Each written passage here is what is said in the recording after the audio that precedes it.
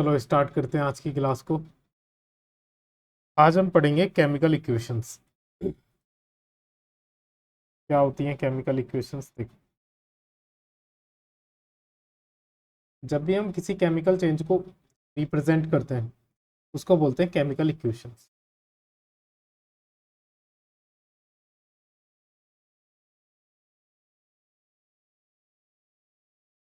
देखो, chemical equations को represent करने के लिए अपने पास दो तरीके होते हैं। पहला तरीका पहला तरीका है कि उनको कुछ इस तरह से रिप्रेजेंट कर दो कि जैसे हाइड्रोजन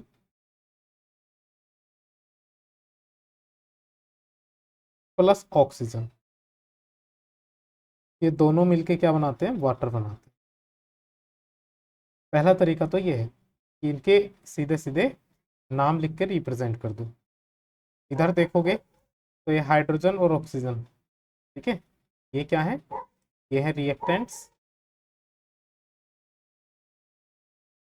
और जो वाटर वाला तो बोलते हैं प्रोडक्ट। ठीक है, ये हो गया पहला तरीका किसी भी केमिकल इक्वेशन को रिप्रेजेंट करने का। ठीक है, दूसरा तरीका है कि किसी भी केमिकल इक्वेशन को हम उसके सिंबल में रिप्रेजेंट कर सकते हैं, और यही तरीका पूरी केमिस्ट्री में फॉलो होता है।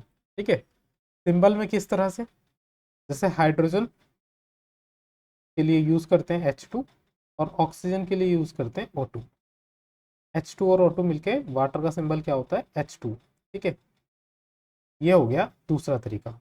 ये जो दूसरा वाला तरीका है सिंबल वाला, तो यही हम पूरी केमिस्ट्री में यूज करते हैं। ठीक है, अब देखो बीच में एक एरो का साइन लगाते हैं। एरो के लेफ्ट साइड में ये क्या है? लेफ्ट हैंड साइड, और इधर क्या है? Right hand side. एरो के लेफ्ट हैंड साइड में क्या लिखे होते हैं? एरो के लेफ्ट हैंड साइड में लिखे होते हैं रिएक्टेंट्स, और एरो के राइट हैंड साइड में लिखे होते हैं प्रोडक्ट, जो भी रिएक्शन में बनता है। ठीक है ना?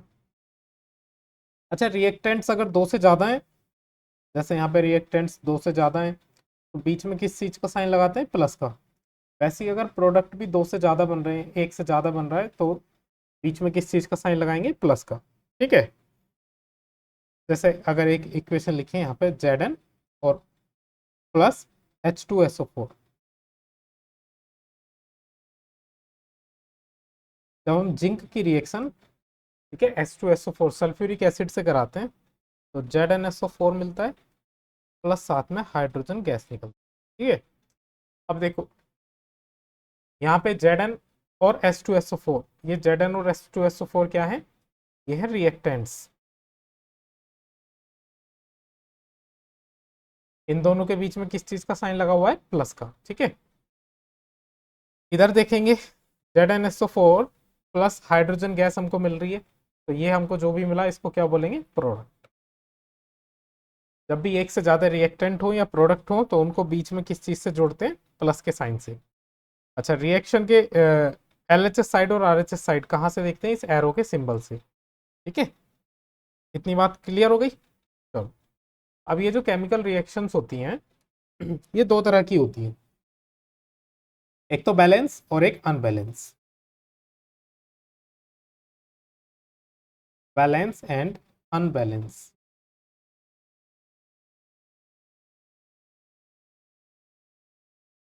Chemical equations. देखो, balance and unbalance chemical equations कौन सी होती हैं ये बता देता हूं। ऐसी इक्वेशंस जिसमें number of atoms in LHS वो बराबर हो number of atoms in RHS। कहने का मतलब, ऐसी इक्वेशंस जिसमें LHS में और RHS में नंबर ऑफ एटम्स सेम हो, इनको बोलते हैं बैलेंस। ठीक है, chemical equation, balance chemical equation. ऐसी इक्वेशन जिसमें number of atoms in LHS equal ना हो number of atom in RHS। अगर कोई इक्वेशन ऐसी है जिसमें नंबर ऑफ एटम्स LHS में और RHS में बराबर नहीं है, तो इसको बोलते हैं हम अनबैलेंस केमिकल इक्वेशन। एग्जाम्पल से समझते हैं।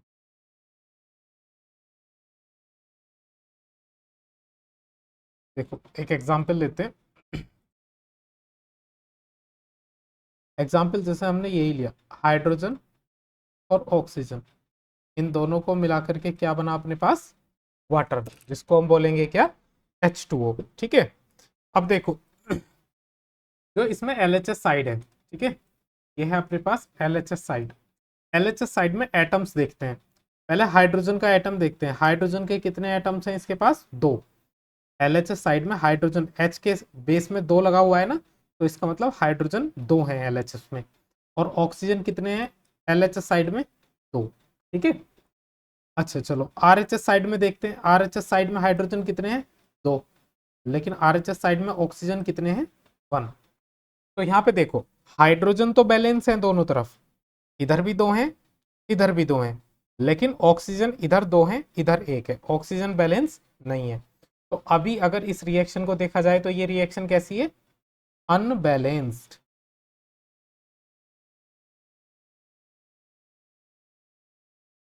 समझ में आया बैलेंस और अनबैलेंस क्या होता है। ठीक है।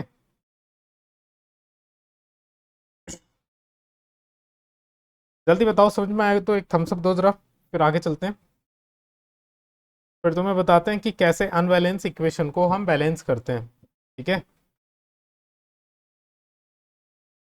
चलो अगला टॉपिक है बैलेंसिंग ऑफ केमिकल इक्वेशन।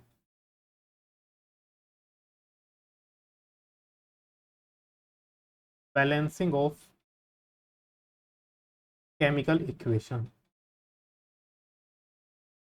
अब देखो मेरा तरीका थोड़ा सा डिफरेंट रहेगा, दोनों ही तरीके बताऊंगा वैसे तो मैं तुम्हें। ठीक है। पहला तरीका बताऊंगा मैं तुम्हें, हिट एंड ट्रायल मेथड।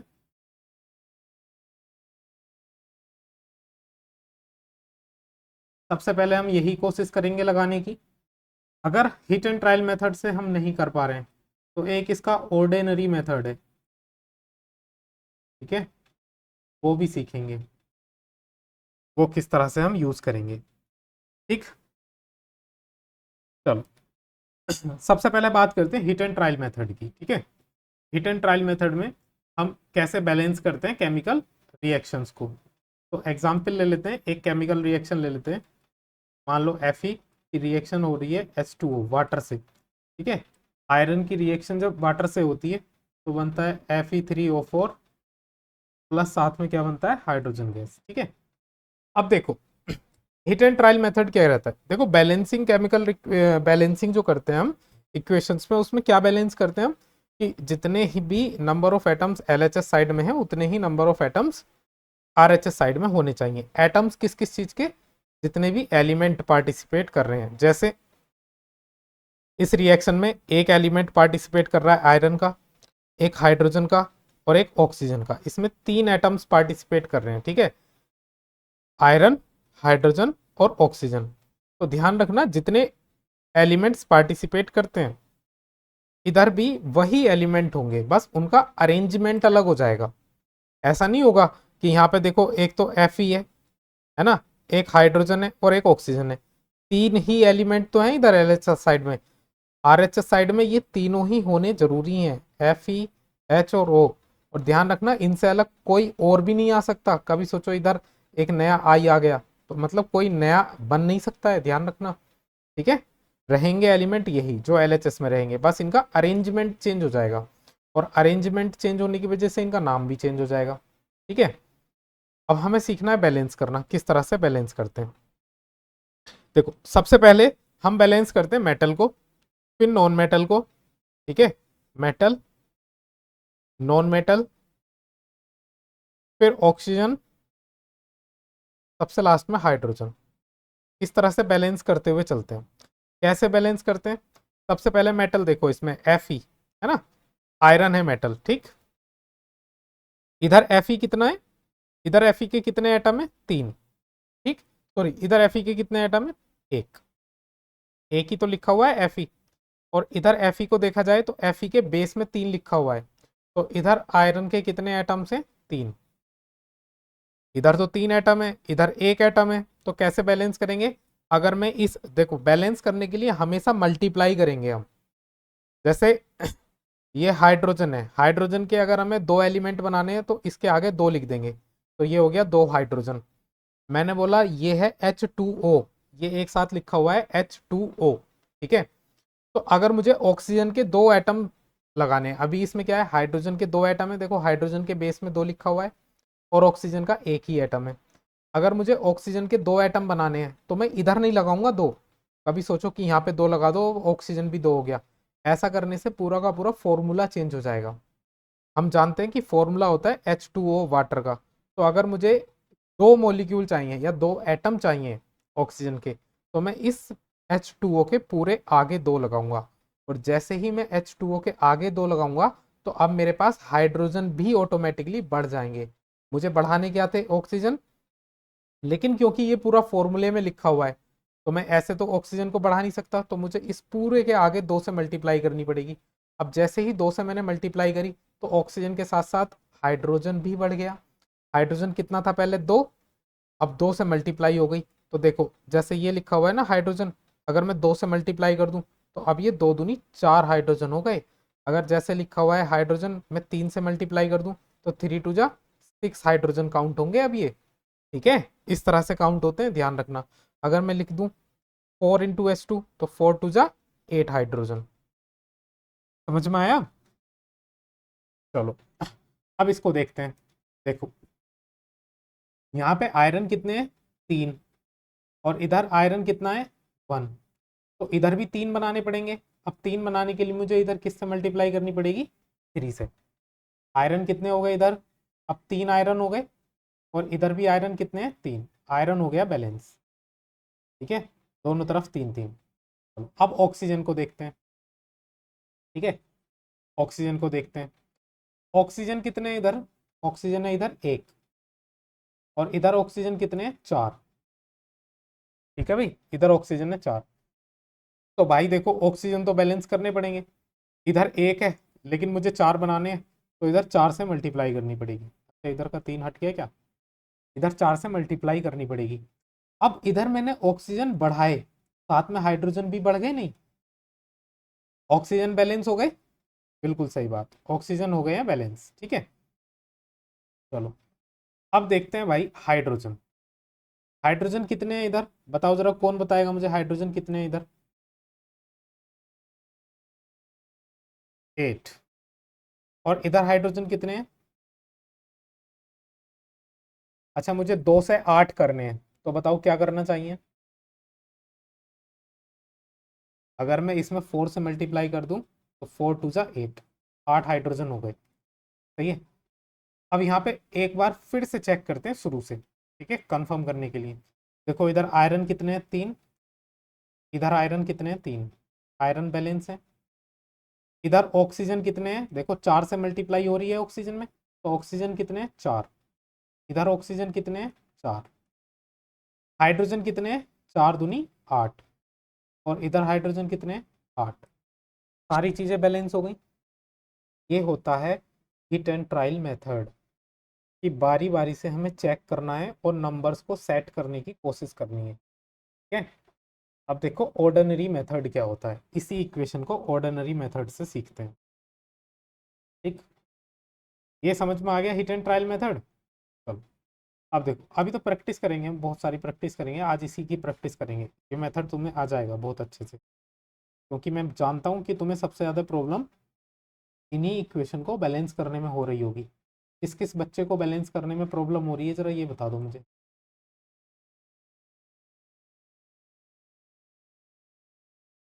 अब जो मैं मेथड तुम्हें बताने जा रहा हूँ, इस मेथड के बाद तुम्हें प्रॉब्लम नहीं होगी, ठीक है। क्योंकि हिट एंड ट्रायल मेथड में तुम्हें अभी भी प्रॉब्लम हो रही होगी कि कैसे चेक करें, बारी बारी से कैसे चेक करें, ठीक है, कि कभी कभी तो सेट ही नहीं बैठता है। ठीक, अब देखो ये इक्वेशन है, हमें इसको करना है बैलेंस। बैलेंस करने के लिए सबसे पहला स्टेप क्या करना है कि यहाँ पे हर एक, जैसे एक रिएक्टेंट ये रहा, एक रिएक्टेंट ये रहा, ठीक है, दो रिएक्टेंट है और दो ही प्रोडक्ट मिल रहे हैं, ठीक है, समझ में आया। तो हर एक रिएक्टेंट के आगे ए बी सी डी लिख देंगे।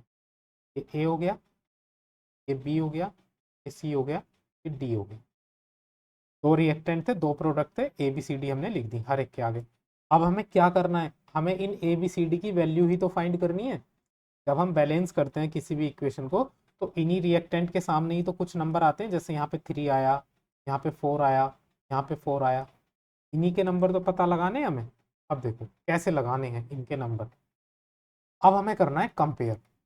कंपेयर किस तरह से करना है, ये देखो सबसे इंपॉर्टेंट, ठीक है नहीं, ये स्टेप होने वाला है।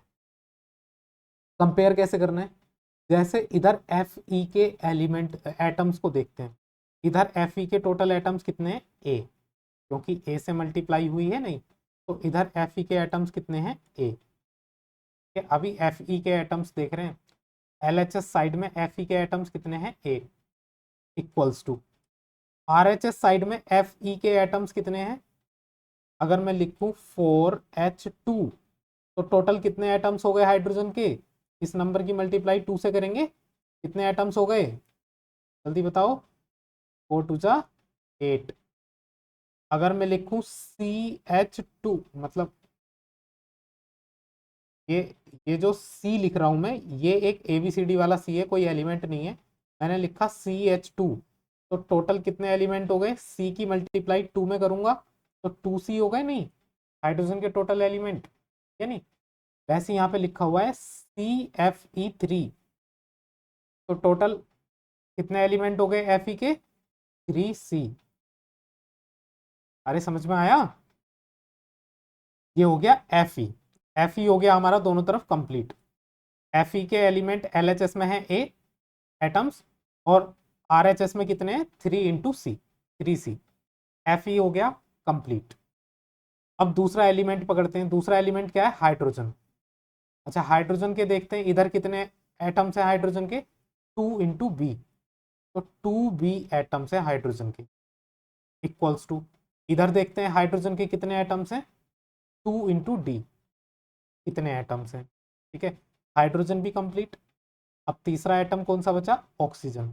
ऑक्सीजन को देखते हैं, ऑक्सीजन के इधर कितने एटम्स हैं, बी, क्योंकि ऑक्सीजन के सामने तो बी लगा हुआ है, तो ऑक्सीजन के कितने एटम्स हैं, केवल बी।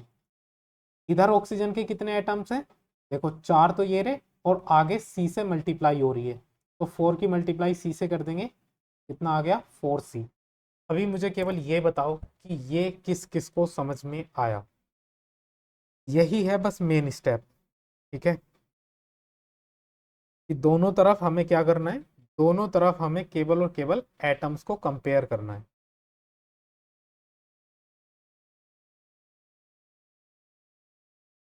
अगर अभी भी समझ में नहीं आया तो मैं एक इक्वेशन और ले लेता हूं, उसको हैंड टू हैंड अभी करेंगे, ठीक है? जैसे मैंने एक इक्वेशन ले ली, Mg+O2 इक्वल्स टू MgO, ठीक है, इधर कंपेयर करके देखते हैं। यहाँ पे केवल 3 ही है, इधर लिख लो A, इधर लिख लो B, इधर लिख लो C।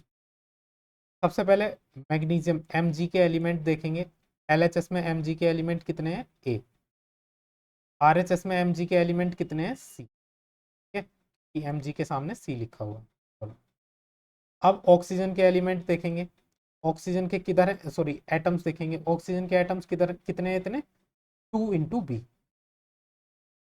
और इधर RHS में कितने हैं ऑक्सीजन के, केवल C। समझ में आ गया, कोई दिक्कत, क्लियर।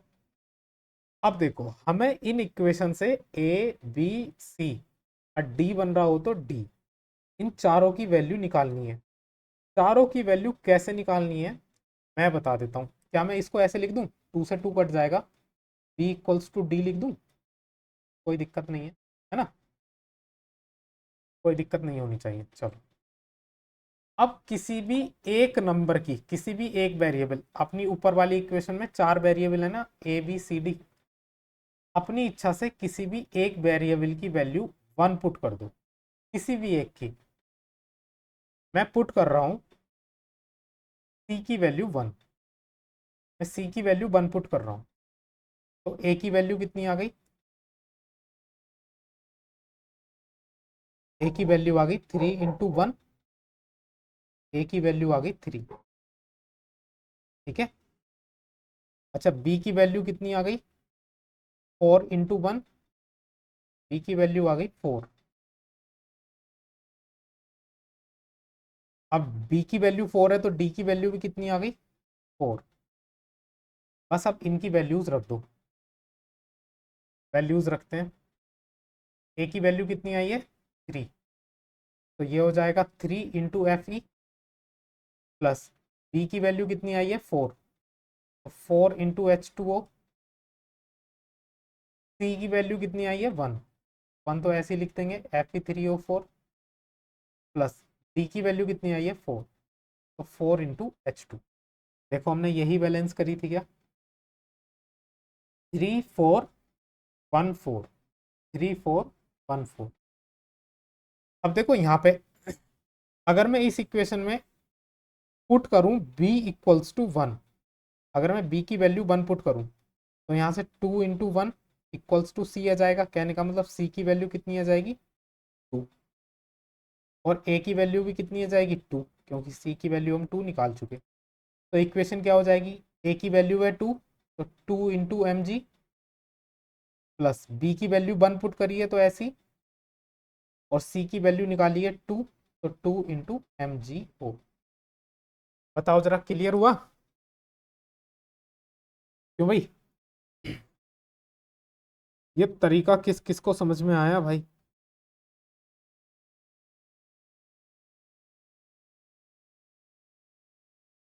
All clear?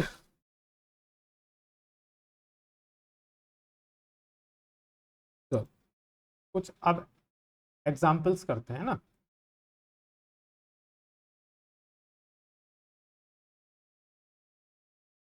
लिखा हुआ है mg + CO2 = MgO + C। इसको बैलेंस करो।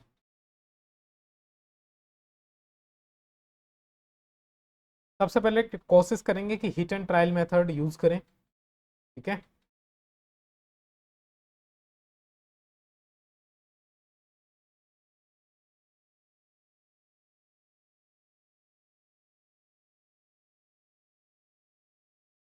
हो गया। देखो हिट एंड ट्रायल मेथड अगर यूज करेंगे, इधर मैग्नीशियम एक है, मैग्नीशियम एक है, कार्बन एक है, कार्बन एक है। बात करते हैं ऑक्सीजन की। ऑक्सीजन इधर है 2, इधर है ऑक्सीजन एक, तो भाई इधर भी ऑक्सीजन बना देंगे 2। लेकिन जैसे ही हमने ऑक्सीजन को 2 बनाया तो मैग्नीशियम भी कितने हो गए? इधर 2।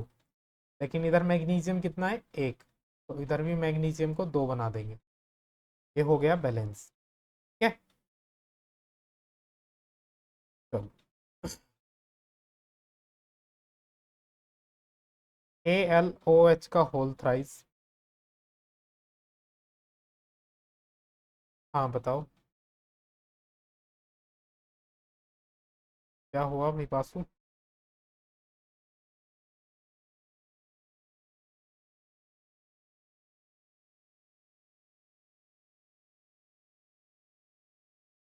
क्लास जल्दी कर दो। कितनी जल्दी करें? कब ओवर करनी है बताओ?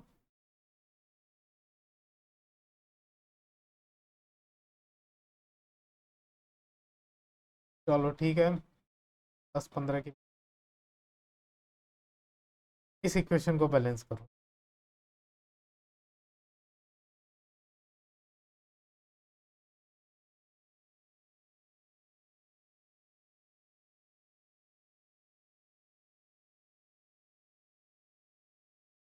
देखो मैं तुम्हें बता दूं, ये जो लिखा हुआ है OH का होल थ्राइस, इसका मतलब है कि ऑक्सीजन भी 3 है, हाइड्रोजन भी 3 है।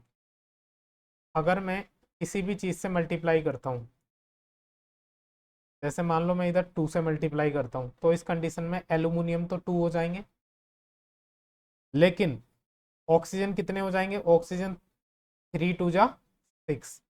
वैसे ही हाइड्रोजन भी कितने हो जाएंगे? 3 टू जा 6। बात का ध्यान रखना, बैलेंस कर, है भाई।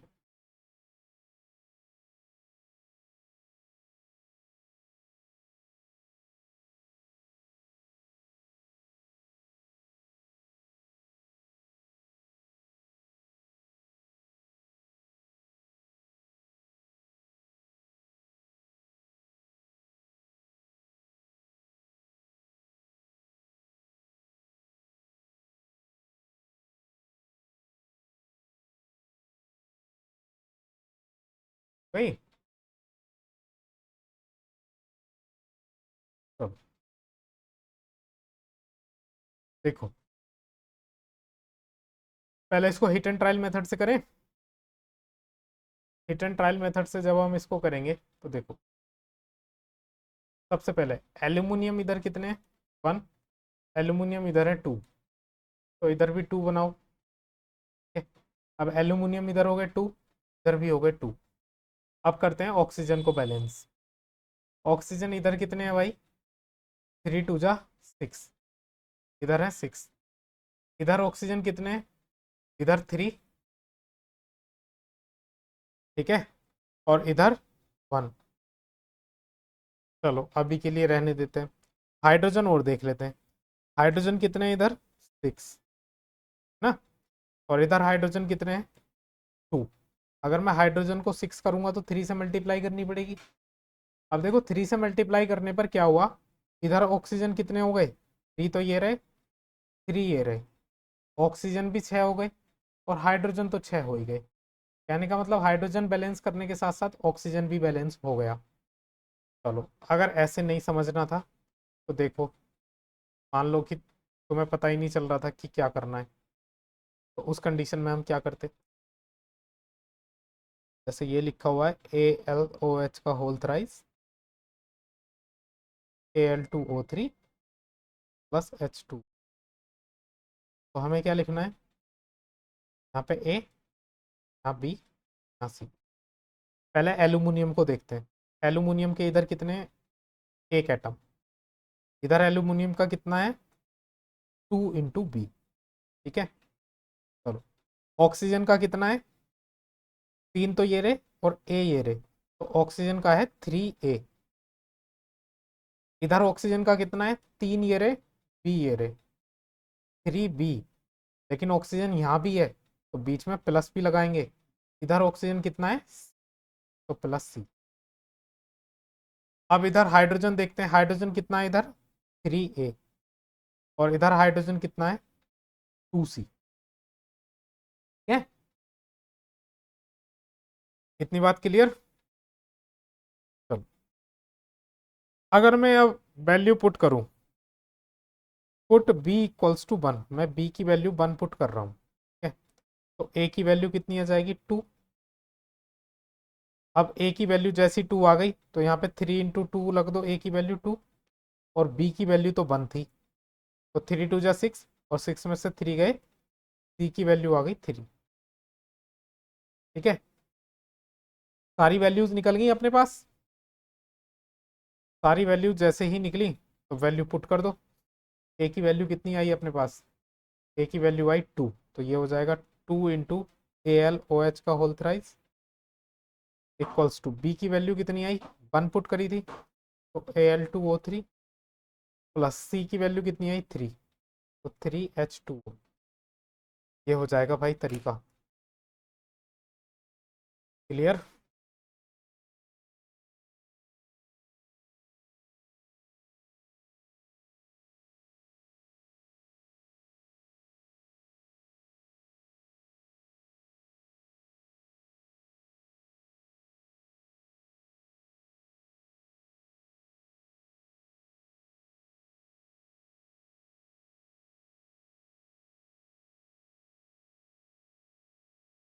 Now it's time to do some homework.